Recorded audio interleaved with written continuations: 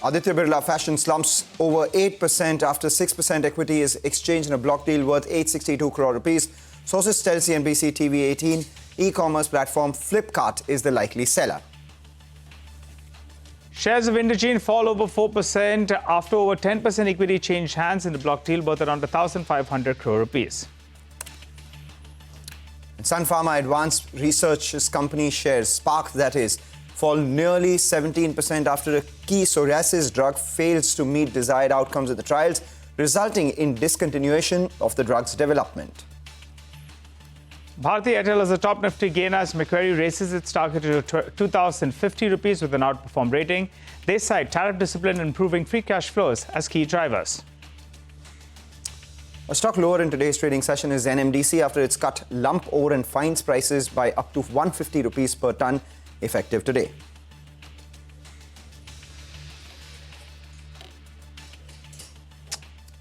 Hello and welcome to Chartbusters. We are coming to you live from the CNBC-TV18 Motilal Oswal studio. I'm Nigel, with me is Mangalam. Green is the color on the screen, at least as of now. You have the Nifty that's at least trading with some gains. The Nifty Bank, though, that's recovered from the low point of the day. So let's see how that goes, Mangalam. Let's see how that goes, Nigel. You know, if the market sustains above the 24,700 mark for the Nifty, which is the 20-day moving average, do we see some more short covering or not? The answer to that would lie in the Nifty Bank. But the important part, there is green on the stock market screen, but there was red on the television screen all of yesterday with the RCB winning. I think this ties a small tribute to them. We didn't, like we discussed, have a dog in the fight yesterday, but we had the lion in the fight, and that was Virat Kohli. Well, that's right. You know, goosebumps as he spoke as well. The passion, he gave it his all. He said, "I'm dedicated to the franchise," and the way he spoke, I mean, kudos to him, kudos to his support staff, family as well. Anushka, I mean, that man is special, and he's a fighter, and the emotion written all over it yesterday. It was incredible. What a game of cricket that was, but more importantly, a culmination of a great journey as well. 18 years, he said he's given his youth, his prime and everything to the Royal Challengers Bengaluru. You see some visuals out there. It's like early Diwali taking place in Bengaluru. But let's talk about the markets once again. Chandan Taparia of Motilal Oswal Financial Services joins in for a quick technical check on the market. Chandan, you know, we've been in this broad range, 23,500 at the lower level to about 25,000 at the upper level for the Nifty. Somewhere in the middle of that right now. Where do we go from here?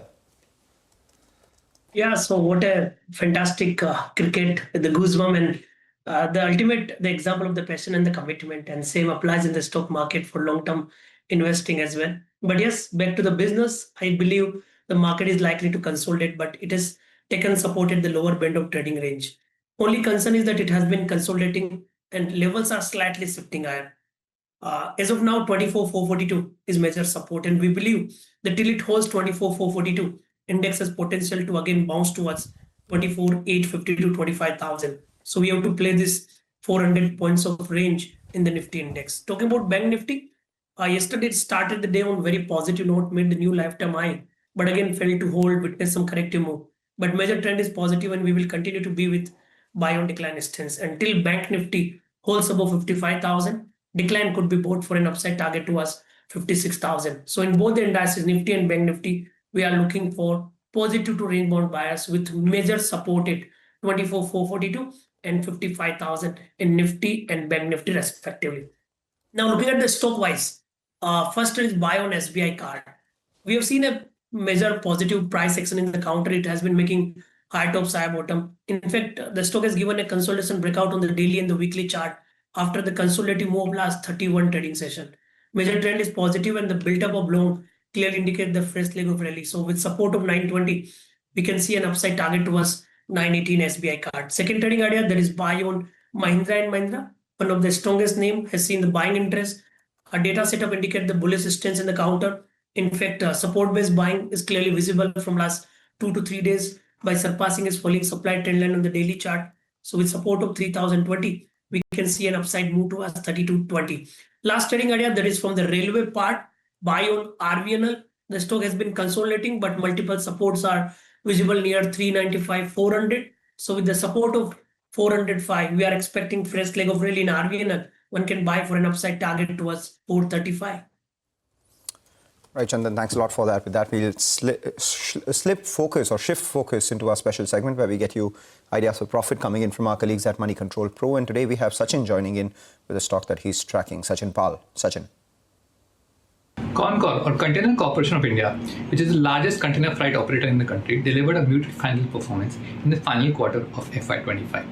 For 4Q FY25, the revenues of the business in fact grew by almost 2% year-on-year, primarily due to significant pressure on the business realizations, both across the EXIM as well as the domestic verticals. Volumes, on the other hand, in the EXIM front grew by almost 12% year-on-year, which paved the way for overall volume growth of almost 8% year-on-year. The domestic business, however, remained weak with a volume degrowth of almost 3% year-on-year. For FY25, the company has in fact outlined a volume growth of almost 12 to 13% year-on-year, driven by strong performance on the domestic front. The company is planning to in fact start the strategic transportation of bulk transportation of cement through containers and is looking forward to start the services in the next few months. On the network and infrastructure front, the company continues to invest in the capabilities and infrastructure and is planning to add 4 new terminals in FY26. While the tariff-related uncertainties continues to cast a shadow in terms of the overall business performance, however, the company is well positioned to navigate the current set of headwinds and is emerge stronger in the next few quarters. Well, the stock has also taken cognizance of the uncertainties on the global front and has seen a correction of almost 20% from its all-time highs and is currently trading at around 33 times FY26 estimated earnings, which we believe is very reasonable for accumulation from a long-term standpoint. Okay, all right, Sachin, thanks a lot for that. Well, time to slip into a short break. On the other side, we'll have the management of Garware Technical Fibers who will be joining in to discuss how they see FY26 panning out. Stay with us.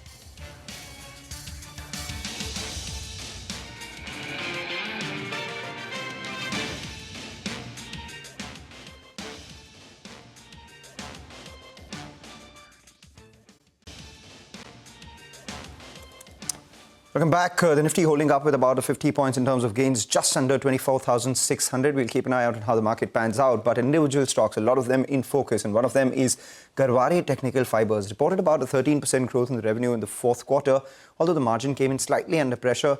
Good part was after a few years of low growth, the company has actually delivered a double-digit growth in FY25. Shujal Rahman, who's the CEO of the company, joins in now.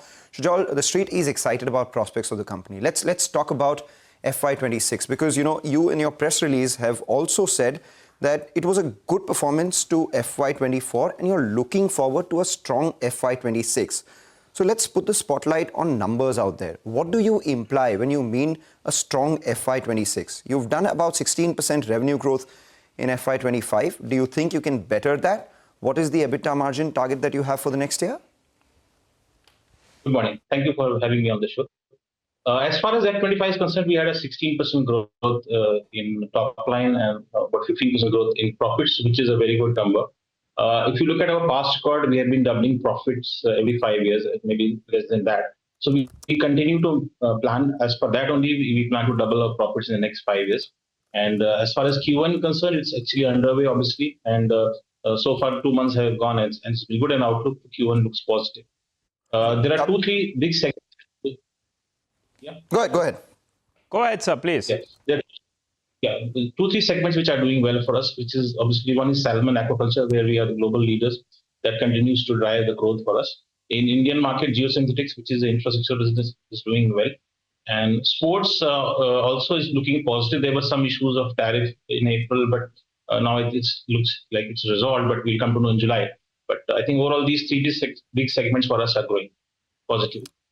So if you could give us a sense of numbers, because doubling of profits every 5 years would imply you growing at a compounded rate of 14% on the bottom line. Do you think top line and bottom line will grow at the same pace and your margins stay constant around this 23-24% band as it was in the fourth quarter? Yeah, so as far as if you double in 5 years, it's 15% compounding. So we plan to grow at 15%. And we still want to improve our margin a little bit. So you can say top line will be in the range of 15%, but bottom line is what we are focusing on. And we are obviously trying to upgrade our customers to better solutions. We have applied for almost 101 patents and 29 have been granted. So we continue to drive innovation in our company and try to find solutions for customers and so that their viability and their return investment improves through our solutions. All right. Hi, Mr. Rahman. Good morning and good to see you, Ben. So mid double-digit growth is what you're looking at. We take that point. Value-added products as a percentage of your business. What is it right now? And in terms of margins, from around this 21% odd, do you think you can gradually scale towards the mid-20s? Yeah, so value-added products is about 80% of our business, and we are trying to improve the balance 20%. So if a few years back, this was about 40%, and we improve it to 80%. So we plan to improve value-added products to a higher level, maybe beyond 80, 85, we even touch 90.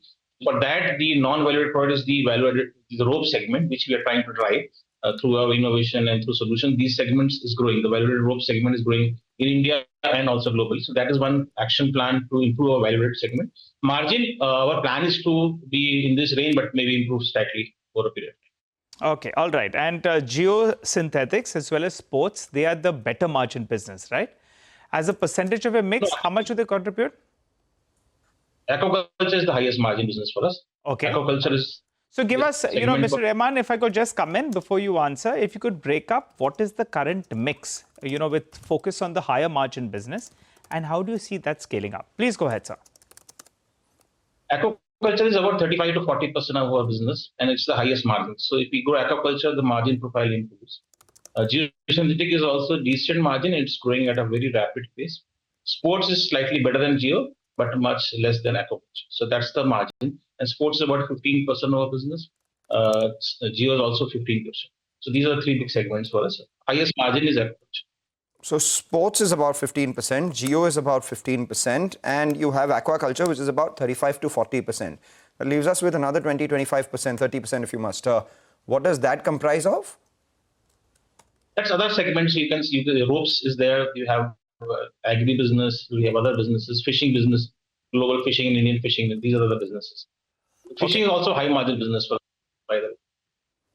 And you had alluded briefly to tariff situations which impacted some of your performance in the previous quarter. If you could give us a sense of what proportion of your revenues comes in from the US and how is the tariff situation likely to impact you? So we had obviously 26% tariff was imposed in India on 9th April, and subsequently it got withdrawn. So we didn't face any issues in April. That was the month in April, which was, the tariff was deployed. For a week or 10 days, there was some lull in from the customer side. There was confusion, but now I think the order position is looking solid. And we have heard that this issue is going to get resolved in July. So we're waiting, and hopefully it gets resolved for us as an Indian company in a positive way. What proportion of your revenue comes in from the US? Less than 10%. Okay. And how do you see your domestic export mix change in the time to come? If I remember correctly, it was 60-40 earlier. Yeah, so 60% is export and 40% is domestic. We would like to grow at a faster pace in Indian market, so we would probably take it to a 55-45, but right now it's a healthy 60-40%, which we're maintaining for last many years. Yeah, what is the margin difference between the two? Internationally, slightly better than in terms of margin profile. But some businesses in India are also at very high margin, and we are driving new businesses which are growing at a higher pace and also have much higher margin in domestic. In geosynthetics, if you could tell us, what your order book position is right now, because this is, I suppose, a more infra-led business. So I'm sure you have forward visibility on how growth is likely to be here as well. If you could give us a sense on that. Order book is very positive, but it depends on our ability to execute. So we have done a great job of execution last year, and order book is very positive. But as I told you, it's just 15% of our business. But we have to do well in aquaculture and also sports and other segments to be able to give a positive outlook for the company. But geosynthetic order book is very positive. All right.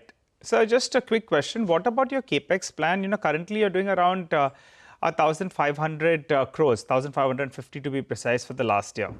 With the current gross block that you have, what kind of revenue potential can you do? And also, if you're doing any further capex, could you quantify that? So we have about 80% utilization of capacity. Our operations are similar to textiles, so it's modular expansion that we keep doing every year. And if there's a bottleneck at any stage of our manufacturing process, we de-bottleneck that process. We add about 50 to 60 crore of capex every year. This is also the plan is to add about 50 to 60 crore of capex. And the asset turn on that 50-60 crores is approximately how much? I think I don't know exact number, but I think if you see our ROC has improved by 4% last year. It's Yes. about 25%. And ROC will hold around here? We plan to improve the ROC. To what level? So we'll try and take it close to 30 over a period of next 2-3 years. All right, 2-3 years, the ROC goes from 25 to 30%. What about promoter stake? Over the last 1 year, your stake has increased from 52.7% to 53%. It's a marginal increase that we've seen. But with the kind of prospects that you're giving, the streets taking note of it, do you think the promoter will also increase their skin in the game? Are you looking to buy from the open market or any other sources via which you can increase your stake in the company? We had a buyback this year in F25, and it depends on utilization of fund. If we feel that's the best way to utilize fund, we'll probably go for more buybacks. At this stage, we are interested in grow the business and get obviously the margin expansion and also top line growth. Okay. Do you have any margin expansion aspiration? You've said that they will stay stable but also see a gradual improvement. Do you have an aspirational target, say just the way you have profits doubling every 5 years? Do you want to say, margins improving by 50 to 100 basis points every year, reach 23-24% over the next 3-4 years? Is there an aspirational target that you have here? We have aspiration, obviously, maybe 50 to 100% basis point this year. That's the plan. We're working towards that plan. Okay, margins improve by 50 to 100 basis points this year. Your ROC increases to about 30% over the next couple of years. Faster growth coming in from domestic and sports and geosynthetics. It's about 15% of your revenue, doing well even as the core continues to grow as well. Thanks a lot for joining in, Mr. Rahman, and giving us the outlook for the business going forward. The street likes what you have to say, and as a result of which there has been a mild spike in the stock price for Garhwale Technical Fibers as well. So let's keep an eye out on this one. And as we speak, for the market as well, there has been a recovery. In fact, we've seen a couple of these broader market names come up. Pull up Oracle Financial Services, which is up around 4% as we speak. We have Dixon Tech 2, which after a flattish sort of month is now picking up pace. So it's up around 1.5%. And we're also seeing some traction in names like KEI Industries and Tata Chem. So broader markets doing well. We have slightly more number of stocks which are advancing versus the stocks that are declining. We'll take a short break, but as we do that, we're excited to unveil our brand new global business news channel. The all-new CNBC-TV18 Prime brings you insights from policymakers, business leaders and economists shaping both the world and India's future. CNBC-TV18 Prime decodes global shifts and their impact on Indian businesses, giving you unparalleled insights. Tune into CNBC-TV18 Prime at 12 noon and for Global Reset at 8:30 p.m. every weekday.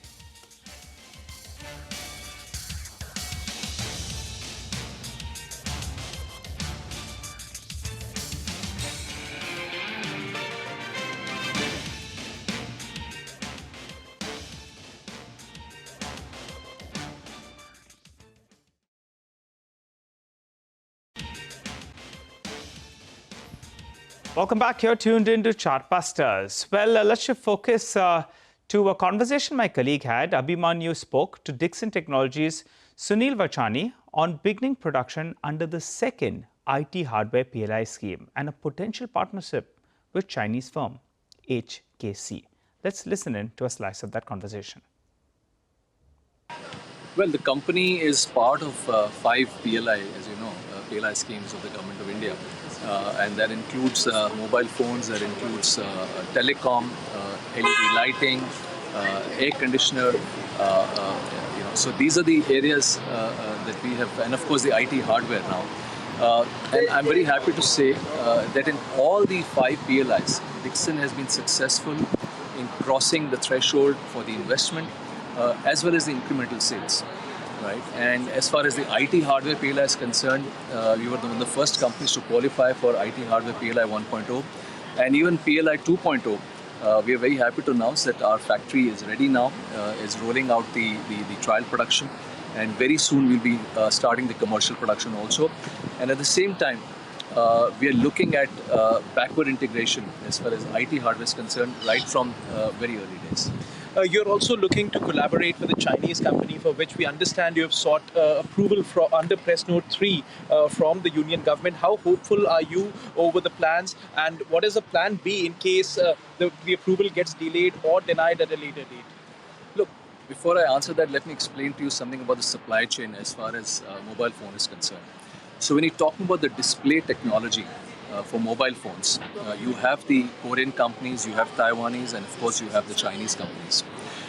When you're looking at the low-end mobile phones, which is under 15,000 rupees, unfortunately the Korean companies and Taiwanese companies have kind of exited that space of display when you look at the low-end mobile phones. So of course there are large Chinese companies in the space, and we are planning to partner with one of the companies, which is HKC, for making display modules for mobile phones. The application has already been made, and of course there is going to be a case-by-case approval.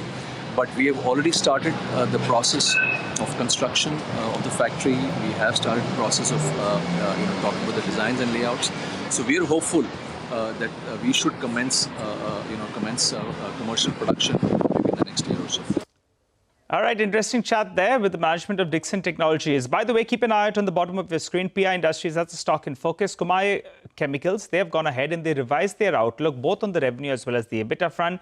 To be fair, from the word go today itself, it did see a lot of buying interest. And at around 10 a.m. earlier today, the stock did see that perk up. Yeah, that's what I'm talking about. A bit of a perk up is what we saw.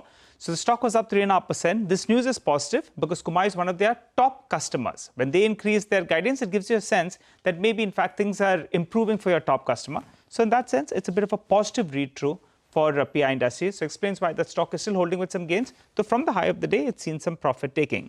Besides that, a few more stocks actually from the broader markets that deserve mention. You have Stovecraft. The stock has seen a very sharp correction from 900 to around 550. It appears some part of that selling is getting absorbed. There was a large seller that's gradually getting absorbed. So I think that's the reason why the stock is up closer to around 5%. They've been short of their guidance in the past year. The stock did see a bit of a sell-off. And Welspun Corp, the stock was at around 900 rupees earlier today. That as well from the lows of the day has seen a bit of a perk up. Mangalam.